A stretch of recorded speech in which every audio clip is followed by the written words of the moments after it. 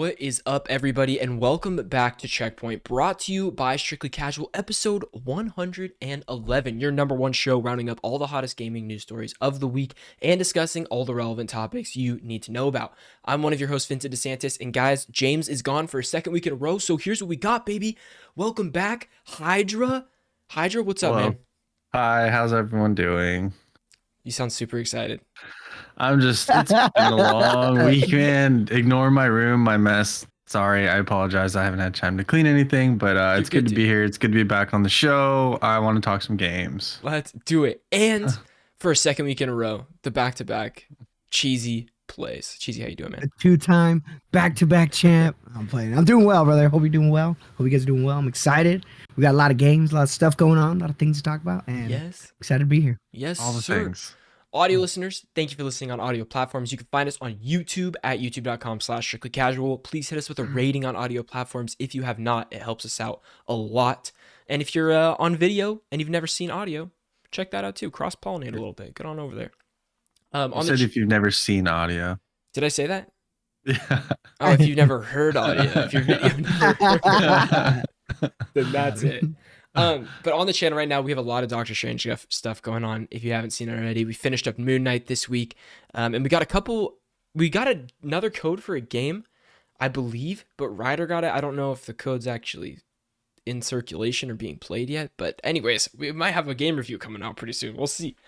Can you say what game, or is it embargoed? I don't know the game. Ryder just said he had a game code, and so I was like, all right, cool, let's do it. But yeah, before we get into the reviews and the news and all that kind of stuff, I want to ask you guys what you've been playing. Hydra, why don't you start this week? Okay. So, pretty recently, this isn't like maybe last week, I think I told you guys I beat and/or platinumed Horizon Forbidden West. What a great game. Yes, what a great game, fellas.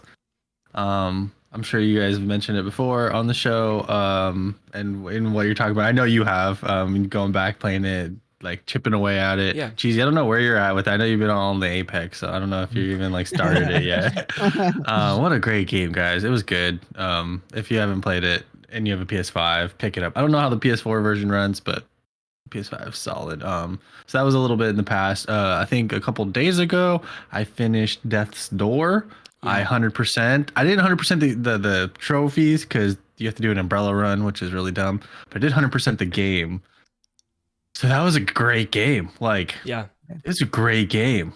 I was trying to get Boba into talking about some of the end game stuff, but like, there's a cool like thing that happens that I'm not going to talk about. But I was like, what? And like, I was super interested, and I looked up a bunch of YouTube videos because of like the secret ending. So that was really cool because I did 100% it. Is the story like pretty compelling in Death's Door? Is it fun to kind of experience? Or I mean, obviously it's not like a AAA, like, you know. Yeah, the story is there. I really didn't care too much of the story of the game as I was playing it. Besides the basic beats, I wasn't like getting into all the details. I was accidentally reading all the like the lore and then the items in the game just because they're shiny, and so I was like, oh, what is this? And then it's like, oh, okay, I read it, and I'm kind of like skim and skip through it. But I wasn't really paying attention. But now, knowing the secret ending, I'm very much more compelled to like read more lore and learn more about the game. I've watched a few videos, and I want to know more because I'm so interested because of what they did with that. Yeah. And so, but yeah, it's just a basic Souls-like / Zelda top-down isometric. It got good reviews everywhere. It was just a really good game. I can't like talk about it enough in a positive way. I'm sure you guys will get to it when you get to it. It's downloaded, man. It's just sitting there. I just gotta do it. It's one of those things. Eventually. It's not that long. Like I 100%, like I did everything, found all the secrets and everything in about 12 hours. Yeah, it's not bad. So I beat it in about 8. So it's manageable. Was pretty good. Yeah. So that's good. And then the other thing I've been playing is just more Destiny, always jumping on that grind. Guardian Games started this week, so I spent the first night of it. I just like did all the things, like did all the missions, did as much as I could, because you have to get like these things called laurels. There's the little triangle moat things. I got a question about the Guardian games. Go for it. Are you is it kind of like replaying the same new thing over and over and over again? Yeah. Okay. So basically, so how it works is Monday through Thursday is what they call the in training, and then the weekend, the Friday, Saturday, Sunday, maybe Monday, might be on the same schedule as trials. They do like the actual event playlist. Yeah. Which is weird why they break it up like that. But anyways, so like there's 2 playlists for the in trainings, which is just the normal strike playlist with just the Guardian Games logo over it. Yeah. And then there's basically another playlist, which is just a Nightfall. Okay. It's just a 15-15 Nightfall, which I don't think it's like the Grand Master version, which they just released, but it's just basically like you're playing a Nightfall. And like it's a little bit easier because it's match made Nightfall, which is cool because those aren't really match made in the past. Excuse me. And so like you can matchmake and like there's no like penalties as in the normal Nightfall. You just you're nice. trying just to get as many points as you want, and then as soon as you get all the points, you get like a pinnacle drop, and then you can finish quests and you can do other things and such. But basically, the beginning they drop you in, they give you the class item for your class from Ava, and you can get any subclass type you want, any element of the 4. What's the class items? Well, for me, it's like a hood. I play Hunter. Oh, it's like a armor piece. Got it. Yeah, an armor piece, class item. It's like the last one on your. So like Warlock is the bond, Titan is the sash. Got it. You get that, and then you can buy like a couple items. Like I bought the Hunter Ghost just because it looked cool. It was like a little ball with a snake wrapped around it. I was like, okay, this is cool. Yeah. And like there's the eagle and the lion and so on and so forth. Sure. But yeah, and then it's just like you grind these quests. So basically they give you a new exotic quest. You have to do these machine gun kills in the playlist to get one of the previous exotics, and then you just have to earn these medals. So like you're going around and you're doing like right at the tower. Yeah, exactly. You bank them. So after you've earned them, which are like doing specific things like grenade kills or use this weapon or use Bounty that type weapon, stuff. and then if you get like 40, they're all in the triumphs, but they're super easy to do. You get medals as you like do it. It'll just pop medal as points are tallying up. Yeah. And you're collecting these laurels, which are basically the currency. So every time you get a kill, it'll drop like, for me, like I'm Hunter, so it'll drop like blue little triangle motes. Hunters or Warlocks and Titans will drop yellow and red, and you can collect all of them. And so you need those to buy the bounties and stuff for the Guardian games. And like you can get certain cards with like harder objectives. And once you do the harder objectives, you get more medals. And then you bank the medals, and then that classifies you to get certain pieces of gear after you've filled the whole quest of banking medals. Yeah. So it's like a cool little like loop, but it's been fun, and it's going for like 3 weeks, and I just want to get all the armor set. So. Yeah. Of course. Complete it. Yeah, I just do the thing, get the exotic, do all the armor, get the shaders, get the ornaments, look cool, and then I'll take a break again. Good deal. Good deal. Yeah, so that's what I've been playing. Cheesy, how about you? It's been a whole lot of multiplayer games. Yeah. Like I haven't had time to really like dive into a story game. Although like I look forward to the PlayStation Plus games we talked about like a week ago. Download it for me, baby. I'm ready. I'm ready, dude. I'm ready for Tribes of Midgard. So I'll probably be diving into that this week. But outside of that, what I've been playing is I've been playing the new Masquerade of the Blood Hunt or Vampire of the Masquerade. Dude, super fast paced, really cool game. I dig it. It's I sunk a little more time into it. My only issue is I've had a complete struggle and problem trying to group up with my friends. Like actually joining each other's games and stuff. Yeah, like I've invited my buddy who's on console, like on a PlayStation console, like same console. It says error, failed to load. And then I have like 2 of my buddies who play on PC, and dude, nothing, like failed to load. They can't even find like my username, which is weird. Like, yeah, so like that's been my like biggest gripe with the game lately. But outside of that, been enjoying it solo. Definitely another battle royale game. I don't know how long it's gonna last, type of thing, you know, like it's kind of here for the moment, and I'm here for it. So really fast paced, really quick. Guns, everything's pretty cool. It's pretty simple. Third person view, not an FPS, so makes it a bit different. Outside of that, you already know the grind, baby. The grind continues as we round up. We're just like a couple days away from the new Apex season. Excited for that. Been grinding that out. Been actually playing a little more ranked on that. Nice. Are you platinum tier? Yeah. No, I've never played ranked on Apex. I'm like barely getting out of bronze into silver. Okay. Wow. But I think this upcoming season, like instead of just playing casual all the time, I'm gonna full dive into like do it. Yeah, and then been grinding out MLB The Show, and there's one more game That's right. Hunt the Showdown. Oh yeah. Finally got I played it before in the past, but like I finally like fully dove into it like for like a full like I'm talking like a 10-hour type of day. Oh hell yeah. I gotta dude, and I gotta play with my buddy, and dude, that game is just it's fun. Like it's a really good time. It's a PvPvE game. And you pretty much go around circling around like this entire whole land of area. Like it could be between swamps and mountains and stuff, but you're basically looking for a target, a bounty essentially. So what you do is you have all like it could be like I think 4 to 8 teams of 2 to 3. And everybody's going after this bounty. So whoever collects the bounty and can leave the area wins the game basically. Sure. But as you're going to the bounty, other players can kill you. You have other in-game stuff that can kill you.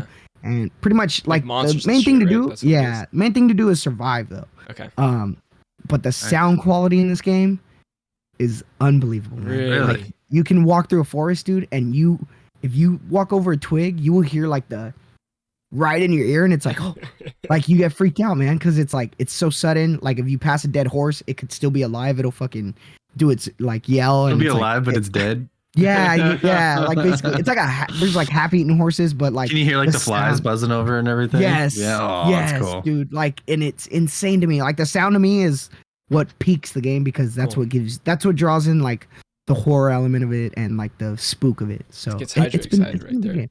Yeah, man. I just like good sound design, you know. Like, so yeah, man. That's what I've been grinding. What about you, Bubba? Yesterday I got a little something in the mail. I got a little Sifu Steelbook in the mail, dude. It's pretty sweet. It's nice. That's clean. So clean. I jumped in yesterday. I got to play like about an hour and a half. Dude, this game's brutally hard. It's very hard.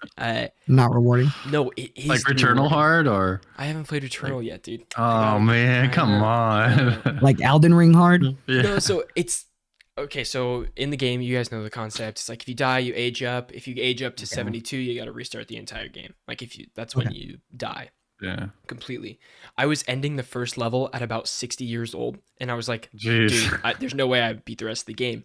So I kept replaying the first level, and now, dude, I can beat it where I'm age 26, and like it feels so good to like die less and less. And you unlock shortcuts within the level, so it's always fun to replay. It's not like you're replaying the same like long piece of it over and over and over again. Like you're finding keys to unlock doors, to like find ways to go through the level faster. So like I can do a run of the first level in like 10 to 15 minutes now. Like it can get quick, but the first time it took me like 45. So like it's like super cool. I can't wait to play more of that. I don't really know if I understand all the systems yet, like how to level up certain abilities and stuff. So I'm still kind of learning that, but excited to play more for sure. So a lot of Sifu. It looks really good. Like everyone's said, it's really good, and it feels good DualSense wise. Like. Really cool, dude. It's awesome. So awesome. Has good controller support. I love it. Yes. What else have I been playing? I played this week. I tried Vampire Masquerade Blood Hunt as well. I'm very neutral on it. Like I don't think it's bad, but I don't like love it. But I know a lot of people that love it, so maybe I just got to play a little bit more and kind of give it more of a shot. Play with some more friends and see how it goes. I did a little bit of Fortnite non-build, which was a lot of fun this week also. And then Horizon. So I'm level 40 out of 50 in Horizon right now. I still haven't played any more stories since the last stream. I think you saw Hydra. Yeah, you were on like the last mission. I was like, just do it. Yeah, I've just been playing. Like I did all the combat trial things. What do you call those? The melee pits. Yeah, I did all the melee pits and then plus the enduring. Which, dude, I got that boss on the second try. I heard like some people thought it was hard as hell, and I was like, I beat her on the first try because I play on easy. So okay, that's fair. And then I still working through the hunting grounds because I have 9 out of 12 of those so far done. Yeah. But I think I could get the platinum like within the next week if I really just played some. I have a lot of the stuff done. I told you, like, after I beat the game, it only took me about 4 or 5 hours to get the platinum because I was doing things as I go. So you don't have that much longer to hit it. I do have a couple side missions though that I don't think I've started that pop trophies, and I gotta Google like where to start those. Like you have to talk to someone at a camp, like Yara or whatever. Yeah. Like I don't have the one where you build the other guy's arm or find the guy the arm. I gotta do that one still. You gotta probably talk to him in the base or something. Yeah. Cool. So, and that's it. That's all I've been playing this week. It's good stuff. Yeah, sounds good. All right. Stuff. continuing on, 2 games dropped this week. Cheesy, what is the first one? What do we got here? Rogue Legacy 2. Here's some early review scores for the game. Eurogamer gives it a recommended. Destructoid gives it a 9.5, assuming out of 10. The Gamer gives it a 4.5 out of 5. GameSpot gives it a 9. IGN has it at a 9. Rogue Legacy 2 is a transformative sequel that essentially rebuilds an extraordinary, influential 2013 original game into a modern roguelite that stands nearly shoulder to shoulder with the best of the genre. From Mitchell Saltzman, I believe. On OpenCritic, it is at a 90 with 16 reviews. At Metacritic, it is 91 with 9 critic reviews. Now, Dang, I need to play this. yeah, have you guys played Rogue Legacy 1? I played the first one. It's been 9 years. Yeah, dude. Wow. I didn't even realize that. It's still on my PS4. Wow. Yeah? Yeah, because it's like an indie game. It's like Yeah. less than like 300 megabytes, maybe. You Yeah. know, like Get just it's one of those games you could just have on your console. You know? Yeah. And then it's not like so like hefty. Like you don't feel bad when you die. You're just kind of like, all right, here we go again. You know, like right. So it's a good time, man. It's definitely a good time. You guys? I never played it, but I wanted to. And I remember I joined PlayStation Plus the month after this was a free game. Like back in like 2014 when I first got my PS4.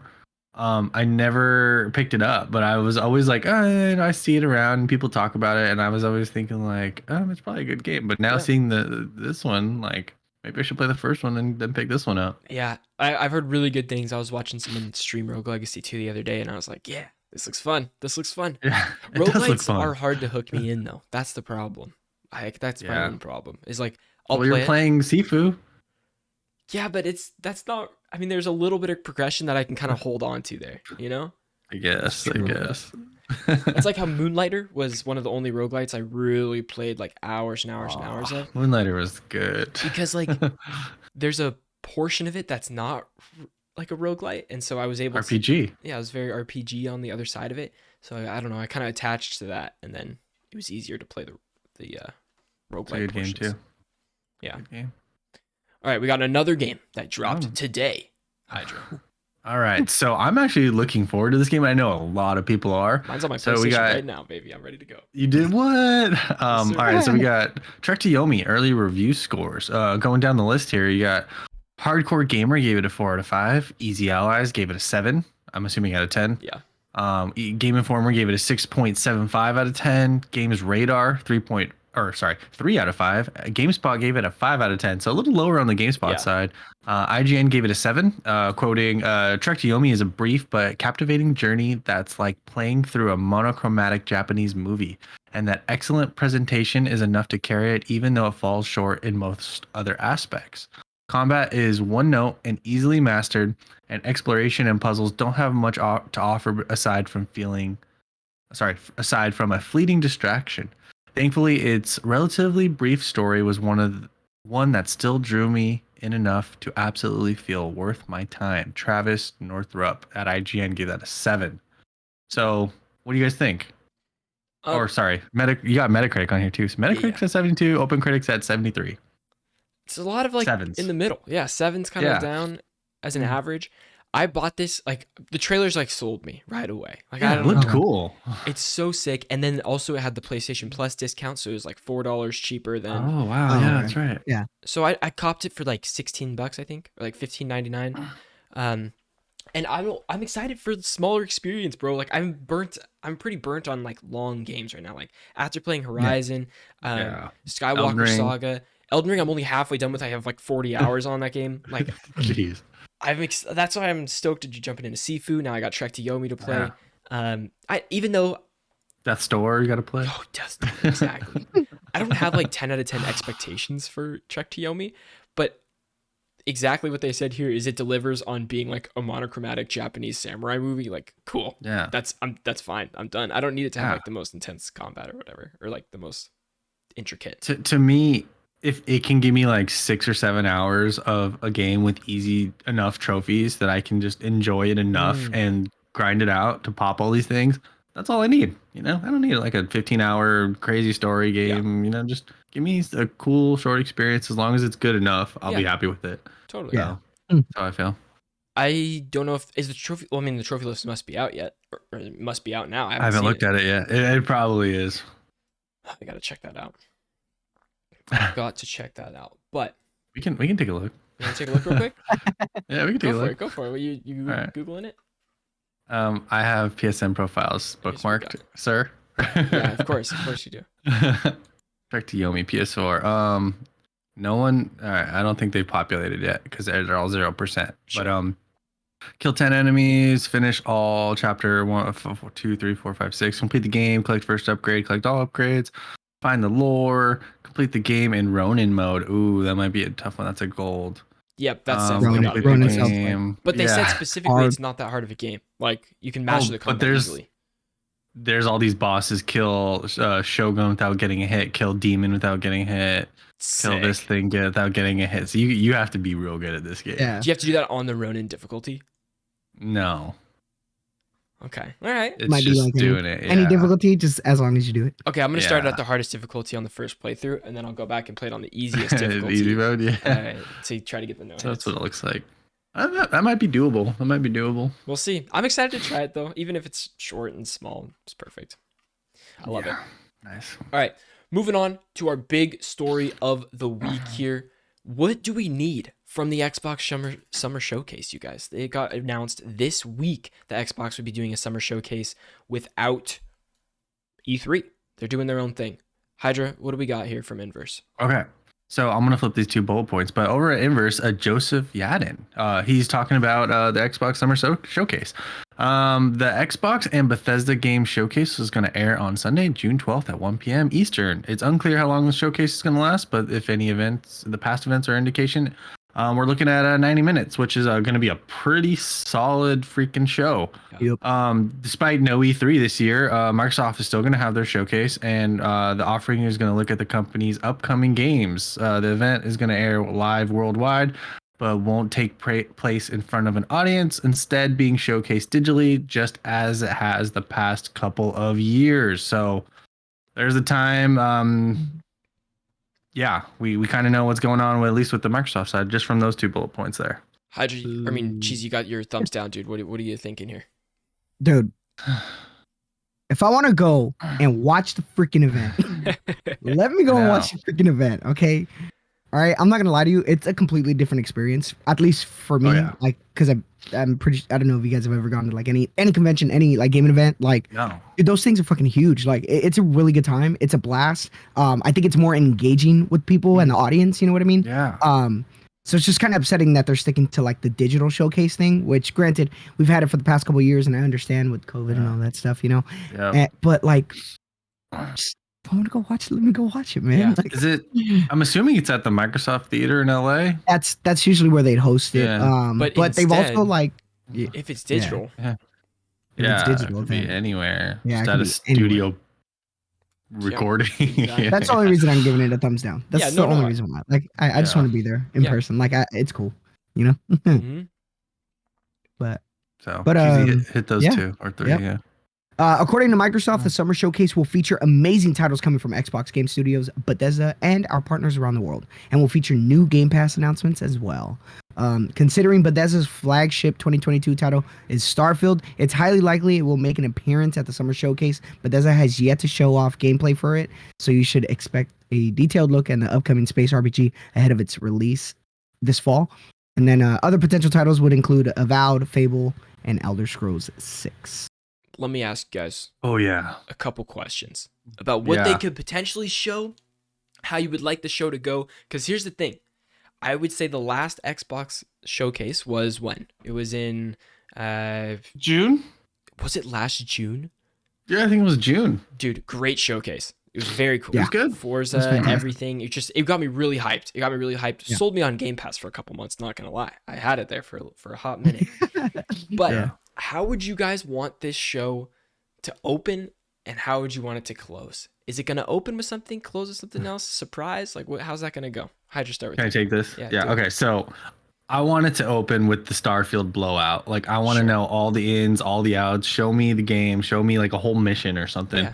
Like, I want the mechanics. Because I want to know, is it going to be a Fallout Elder Scrolls type, or are they changing up the formula? You know? Yeah. I want to know the details, because like this potentially could make me buy an Xbox if Right. this looks awesome, which it probably does, and it will look awesome. That's what I want them to come out the gates with, because then you're gonna get all the hype. Everyone is gonna be riding high as soon as that Starfield stuff happens. You know, Yep. like it's gonna be a good time. I think the conference will get a lot of good press if it starts with Starfield. But obviously we're gonna get your Microsoft Studios, your Gears, your Halo updates, all the things going down the list from all the new things that they now have available. But I think it should end with either what you have written here, Avowed and or Fable. Like, give me a trailer.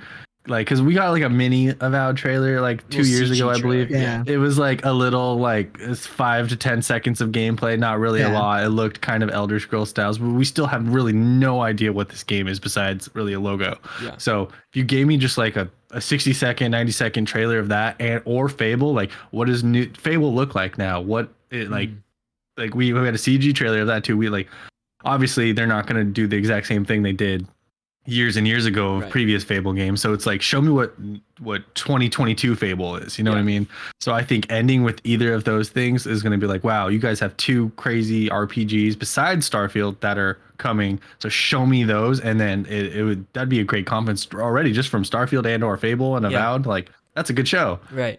So I think that's how they should do it to get the most amount out of that type of conference. So yeah. Yeah. Cheesy, any thoughts on that? I'm right behind you, bro. My only thing is, dude, I would hope there was a game that was canceled with Xbox and Square Enix. I forgot the name of it, but basically it was like a dragon and some dude wearing like some Beats headsets and all that. I don't know if you guys remember that. I forget the name off the top of my head too. Bro, just show that at the beginning and show us hope that you can work with proper studios, bro. But outside of that, man, Fable is definitely like on the top tier of my list. Out of all these games, Starfield's exciting, but I had read something last week. I didn't really like what I read about it so far. Read? They said that it doesn't look good. Yeah, they said it looks like it visually looks bad, and like it runs like just like any other game. Well, like one of the devs says there's too much content, and so they have to cut content to make it run better or something like that. Yeah, like it. Oh no, is this like Skyrim PS3 problem for like I don't know. That's cabbages? that is what I'm worried about. That is what I am concerned about. But I mean, I have high hopes. Outside of that, I would like them to just, I don't know, show games that kind of release, because I feel like the Xbox market hasn't been there. I don't know how to like explain that really, but there's like 20 something Xbox studios now, right? Like, come on, where's the games? Oh, you know what would be the perfect wrap up? Obviously, they had their deal with Activision. Yeah. But like, just make like the legitimate like announcement for it. You know what I mean? Like, be like at the end of the showcase, be like, it won't wrap. The deal won't wrap till next summer, right? Yeah, but I mean, no, I think like if it gets approved and all that by like this showcase, like they can announce it, but they can't like show anything. You know what I mean? I don't know. Yeah, like I don't know, something. Yeah, something. I think that's a next year thing. Give me something. I think that Fable and Elder Scrolls are way too far out. Like we definitely don't see Elder Scrolls. Yeah. I don't think at this No way. No way. And Fable, You think Avowed then? It's way far out too. I think. I don't know. Maybe Avowed something. But here's what I'm hoping. They open the show with Starfield. They give us the whole rundown. They go through all their cool ass indie games that they showed, because there's so many cool ones that are not out yet that can't wait to play. And then they end the show with Indiana Jones Bethesda game, baby, and it launches alongside the movie next year, something like, you know, that would be way, fire. Dude. If that would be fire, Yeah, but that would be all we've gotten the same amount of content, just like Elder Scrolls, just a logo. I know we got a CG trailer. That's it. They said it was a long way out, but how cool would it be if they launched it near or around the time that the movie comes out? I feel like that would just be smart. That'd be super cool. That'd be cool. smart marketing, actually. But I think we're actually Marvel doesn't do that. Like no.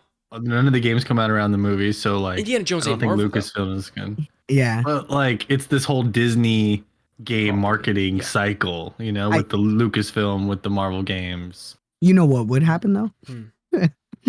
Indiana Jones, when it releases with the movie, Indiana Jones character on Fortnite, baby. You already know. Yeah, know. That's what's happening. When a movie releases, characters to Fortnite. You know what I mean? So. At this point, it's like, who's not in Fortnite? Exactly. Yeah. You gotta start taking offense if you're not in Fortnite. That's it. It just feels weird playing, like knowing that, like, you know, I could be like Naruto and somebody's Halo and Kratos. It's pretty awesome.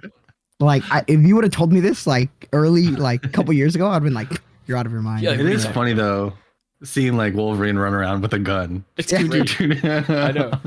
I love it.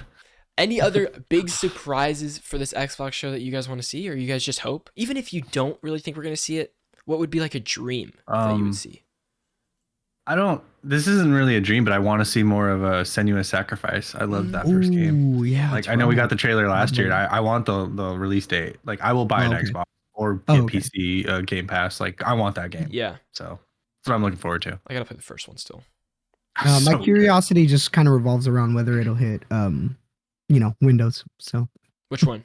Yeah, that's true. Like any of the big titles. Oh, sure. Like, no, any of them. Like, say they announce Avowed, Starfield, all of that, right? And they're like, not only coming to Xbox, but Windows. And then it's like, okay, cool. Like, right. Yeah. That'd Yeah. be sick. So I kind of want to pick up an S, dude. Series S. So I know. Also, we got Perfect Dark coming too. That's right. Oh, that's right. That game's in development, like crap though, with all their crunch and everything going on. Especially just what happened to Crystal. Like, oh geez. Oh yeah. But who knows? Maybe we see something. They've been working on it a long time. I don't think that's off the table. It's not out of the cards.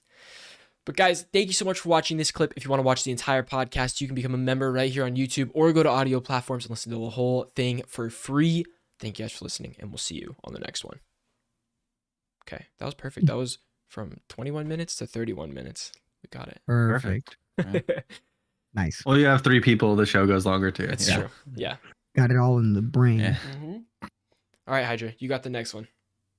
All right. Speaking of Square Enix and Crystal Dynamics, I just dropped that clue. Just a little this is a long one. All right. Square Enix is selling off its Western developers. So you have a denofgeek.com link here. I didn't grab who it was by, but we'll circle back to that one. Yeah. Square Enix started May off with a bang by announcing that the company sold Crystal Dynamics, Eidos Montreal, as well as those studios' respective franchises. Also, I think they sold what was it? There was a third studio. Yeah. Well, I got the full list of games. I don't have the third studio. Oh, okay. There was a third studio. It was Eidos, Crystal, and I think Square Montreal. Yeah.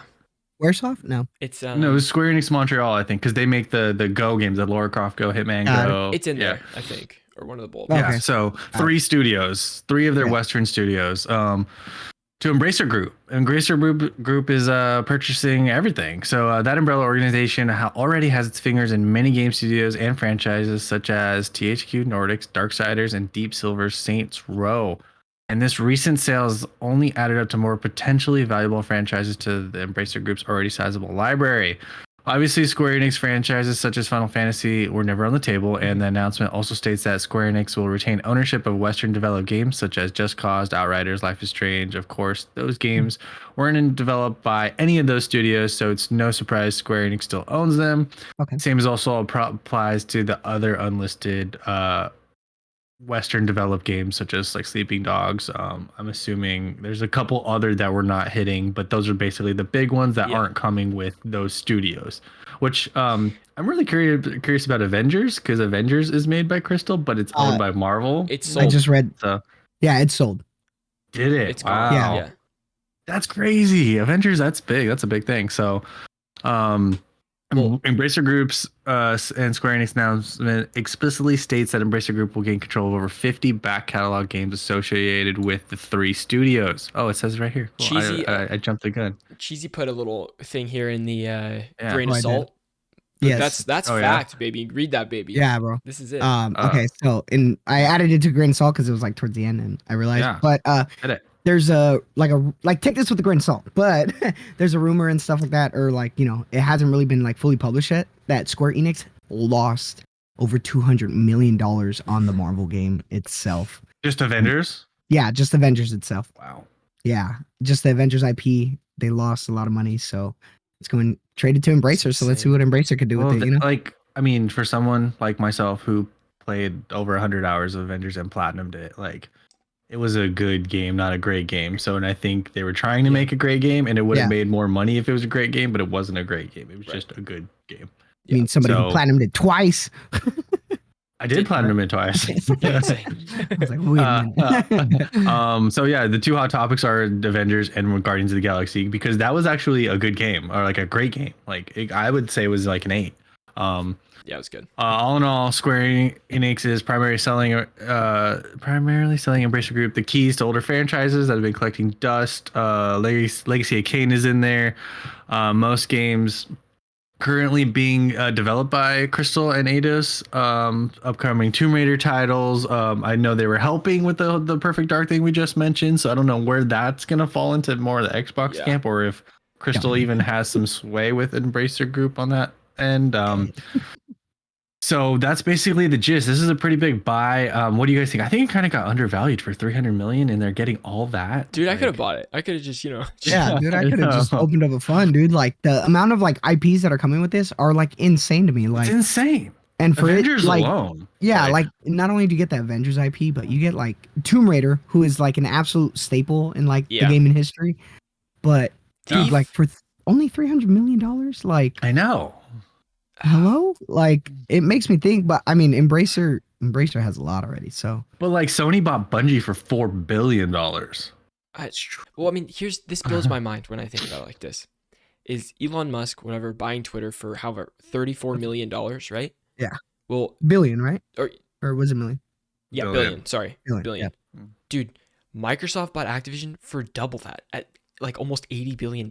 Like that Activision at some point was bought for more than Twitter, the social media Twitter. Like that's so mind blowing to me. I don't know when I put it into perspective like that. I think most of that money is Call of Duty. Call of Duty is worth a lot of that. Sure, but regardless, that's insane to me. Like when you like financially compare it now, like if you're comparing literally like what Xbox buying Activision is, like it's kind of expensive, like compared to like all these other deals that are going on. It's like, dude, like, you know, granted, let's just say they didn't buy Activision. Let's just say they bought the Western studios. You know what I mean? Like, dude, that's like, okay, you're at 99 billion, right? Or right? Dude, just throwing an extra 300 million by Crystal. No, no, 300 million to billion ratio. It's like change. No problem. But the cool thing is, the cool thing that I'm kind of like taking off of this is that it's getting taken over by Embracer Group, and Embracer Group is more like a we'll publish to everybody type of thing. Yeah, that's true. So that's a big benefit in my eyes, and the fact that they still keep like a few of their own like Just Cause, Outriders, and Life is Strange is still a cool thing. Which is interesting. That means if they are keeping Outriders, Life is Strange, what was the other one?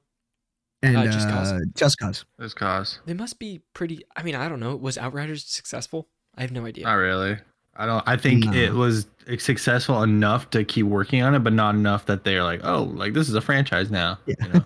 Right. It's interesting. I don't know. Maybe but then keeping it makes you think that, no? Yeah, it does. It totally makes me think it was successful. The Life is Strange one makes sense. Yeah. But I think the Just Cause makes sense. Yeah. You know? For those three, I believe like it's like Don't Nod, the People Can't Fly or Humans Can't, something like that, and then Avalanche for Just Cause, right? Those are the three studios. I don't think Square Enix owns them. They're like just partnership deals to like license. Oh, okay.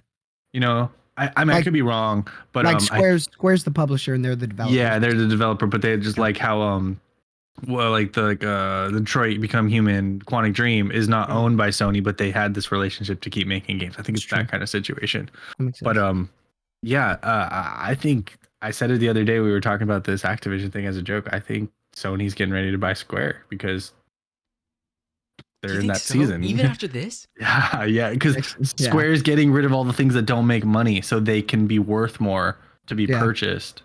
So like they're cutting all the fat. It's like, oh, these companies, these developers, these IPs are not being profitable for us, so let's just stick to the Japanese side, and then when someone comes to buy us, quote unquote Sony, we'll be worth more because all we have in our portfolio are these really good Japanese studios. You know what I mean? So the Japanese market's there. Can you imagine? I know, dude. And Square and Sony have a great relationship. Oh yeah. I mean, it's no longer, I guess you don't call it Square Enix anymore because they brought over Enix when they originally like moved towards Western Studios. So now it just goes back to its original name, which would be Squaresoft. But whoa, you think they changed? Yeah, I don't think they will. I think Square Enix stays a name, but like Enix literally was like the definition of them moving towards Western Studios and European studios. So I mean, bring Squaresoft back, and people are gonna think FromSoft. So That's gonna be the headline like 6 months from now. Is Sony by SquareSoft? yeah, That'd be crazy. and then everybody's gonna be like, wait, what is that? SquareSoft? Yeah, but the one it's interesting. The one thing that troubles me though is that Embracer Group, with all these publishers and all these games, they have like 125 developers right now or something like that. That's a lot. Where are the games? Like, you have all these games Sure. and studios that are working on things and in development. Like, where are the games? Like, release the game. So now that they own Crystal and Eidos, like, where are we going to see games for them anytime in the near future? I hope so. I hope so. Yeah, I don't know, man. It's crazy. It's because it's not just like the last couple years that you're delaying your games. Like, we haven't seen games from these studios in a long time. When's the last time you heard an Embracer Group game come out? Like, no. That was the other big title I was thinking of. Deus Ex. Yeah, Deus Ex. Yeah, Deus Ex. When I seen this move originally, I was like, oh my god, please Embracer, do something with Sleeping Dogs. But I realized Sleeping Dogs stays, so dude, but give me fucking Sleeping Dogs 2, man. I think the only game coming out in the near future from an Embracer Group is going to be Saints Row this year. Oh yeah, true. Oh yeah, that's right. That's right. But that's like, okay, you have 125 studios, you have one game coming out. Like, right. Where are the games? God, where are the games? Where did you see 125 studios? I think I heard that. Okay. Because they have THQ, they have what it said, I mentioned, they have Deep Silver, they have these Squared ones that they just bought, and I'm sure that they've been buying, and I don't remember, there's been stories of the past 2 years of them buying stuff. So yeah, it's you're like right. There's 119 studios. See, yeah, if you have 119 studios and like, where are the games? Why are you releasing games like every month? You should have new games coming out, right? Wait, like, was that before they bought Square? So now they're at what, like 120 something now? Another 3 more. Yeah, 122. That's insane. And they make, looks like 10 billion a year. That's their estimated income. And they crazy. have 12,000 employees. Pretty nuts. Yeah. So where are the Didn't games? buy Activision though. No, they couldn't do it. They're not that big. Interesting, very interesting. Cheese, we have one more turmoil in the industry. Once again, what do we got here? Oh man, damn man! Prince of Persia: The Sands of Time remake is in development hell. A recent post from the studio says, "Hello, Prince of Persia fans. The development of the Prince of Persia game, Sands of Time remake, will now be led by Ubisoft Montreal, the very birthplace of the epic Sands of Time trilogy. This decision is an important step, and the team is building upon the work achieved by Ubisoft in Ubisoft Mumbai. Will now take the time they need to regroup on this scope of the game to deliver you the best experience for this remake in all of its classic times. When it's ready. We want to thank all of you guys for the continued support and all that stuff. But yeah, man, pretty looks. This is what I'm it's so bummed. Freaking it's rough. Delay. Like it's rough. Well, delay. Like I also feel like this has been happening a lot. Maybe it's just me, but I feel like there are a bunch of games that have just got like delayed tag. COVID, tag. man. You know what I mean? Yeah. And then like they're switching studios for this game. Yeah, they're not only switching That's studios. not a good sign. It's horrible. Yeah, and then like you have studios like who have like their head people leaving here and there, and it's like what's going on in the game industry to where all of this stuff's just getting like, dude, not tarnished, but like this is like, I'm trying to I don't know. Put this into like, I don't know, like make it make sense. Imagine you're working on a game for 4 years, 3 years. You're working at the studio. 3 or 4 years, yeah. Yeah.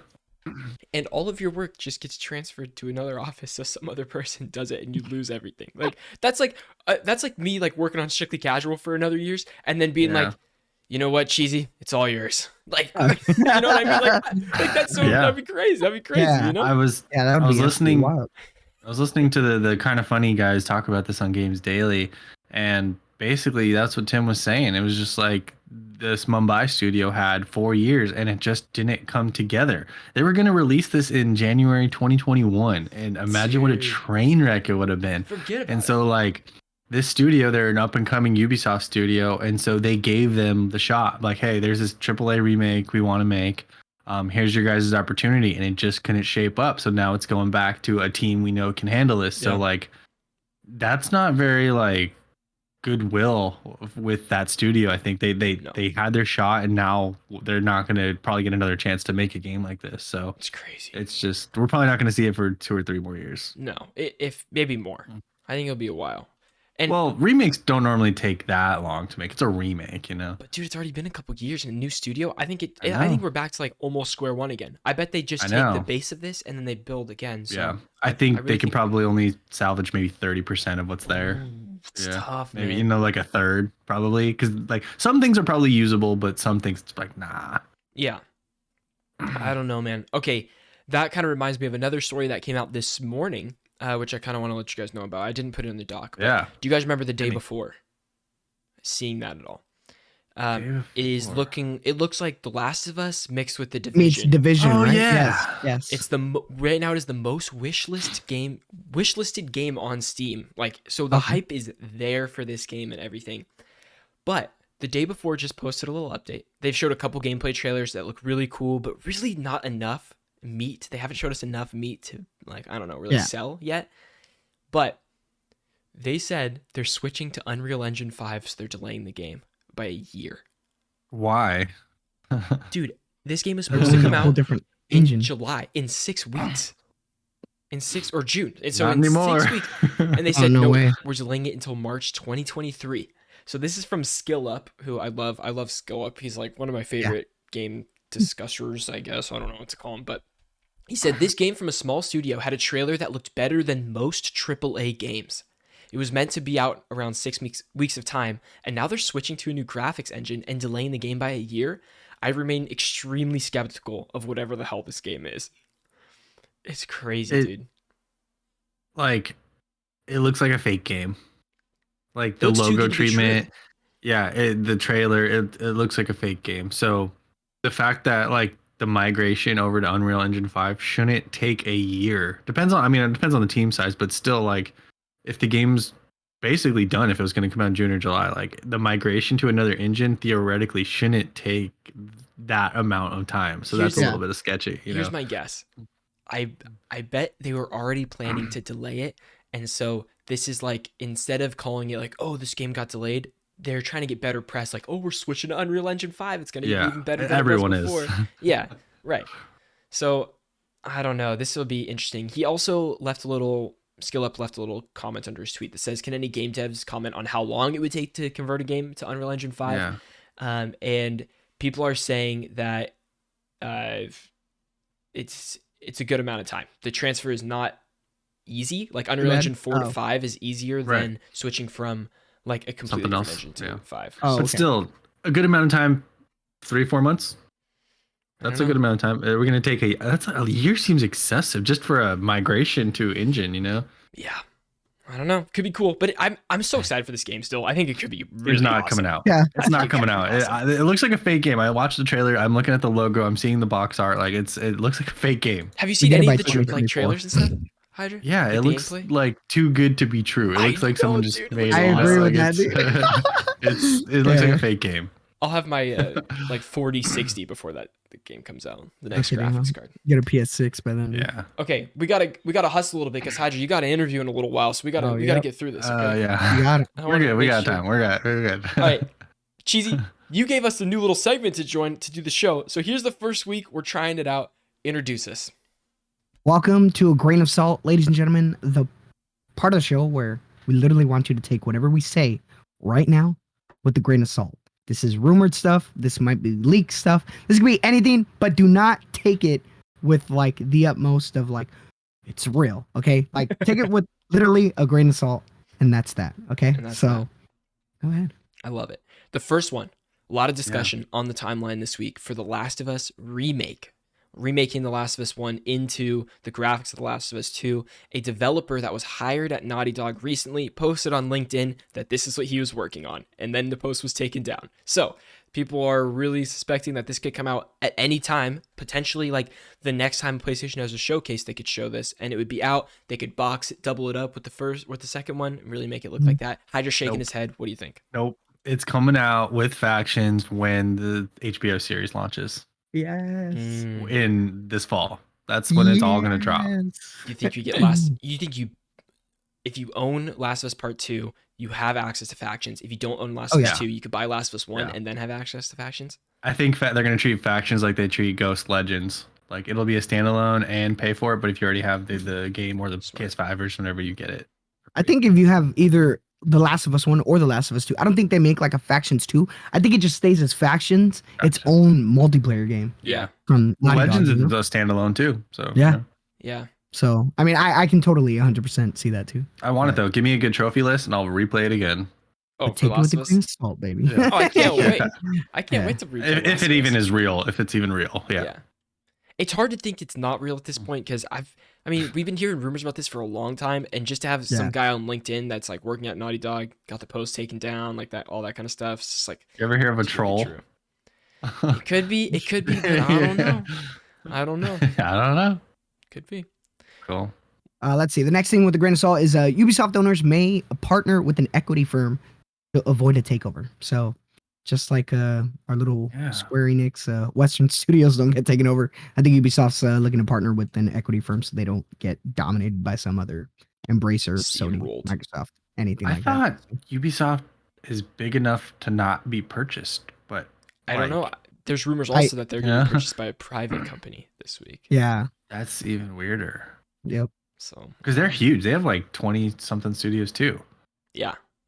Like, right. Yeah, but I think they're also in like financial shambles with like how badly the past couple their games have been. Yeah. Assassin's Creed or nothing, you know. I think that's the only thing carrying them, to be honest. Siege. Yeah. Or, Siege. Now Siege. it's what is the new one called? Quarantine. Rainbow, Quarantine. Yeah, but that's not even the you multiplayer. blink and you miss it, it's gone. Yeah. People are still playing Siege probably. So, yeah. But yeah, those are like the two games from Ubisoft people even talk about. Yeah. There was also a rumor mill that God of War Ragnarok will not be in any state of play anytime soon. I don't know if you guys think we even get that game at the end of the year or we get anything. So I think it'll be like in October. Did you guys see Corey Barlog pop in? Like he did a little video from the studio, just said like, we can't wait to show you guys the game, but we can't show you yet. So I don't know. But it wasn't a delay. It was just I can't show you yet. Maybe soon, maybe not soon. Yeah, I think October, November is gonna be what it's gonna hit. I think we get a proper PlayStation PlayStation event. Showcase. Yeah. I think we get the big one. Do you guys think God of War is still coming out this year? I don't know. Yeah. October, November. It's got to. They keep saying it's gonna. When are they going to show the game? I don't think it's coming out this year. No way. Yeah. I don't know, man. They announced the release date for the first one in February, and it came out in April.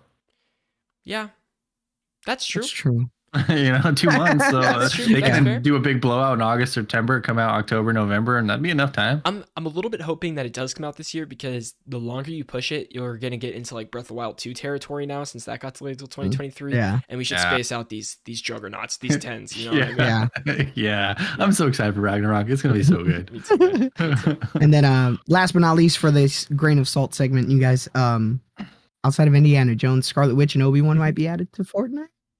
Dude, if Obi-Wan comes to Fortnite, I'm copping. Are you kidding me? Of course you are. Dude, I don't even buy Fortnite skins, but I'll buy Obi-Wan. Dude. Well, all right. But yeah, that was a grain of salt. So yeah. Beautiful. I liked that.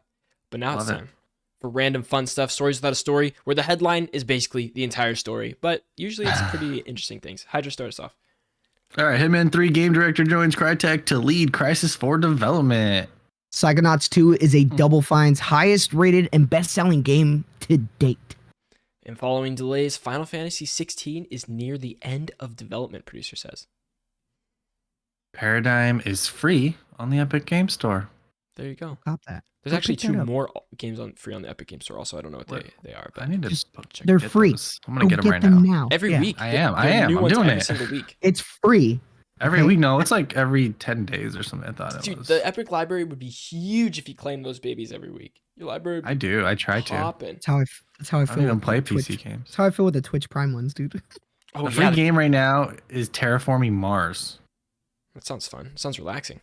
I'd like Jotun and then Prey are the next 2 games though. Prey, yeah. Like the 2017 one? Yeah. Okay. Yeah. All right. Bet. Those are the next 2 games. Nice. Cool. It's exciting. Well, guys, that was episode 111 of Checkpoint. That's crazy. 111. Special number. And there's 3 of us. And there's 3 of us. 111. It's great.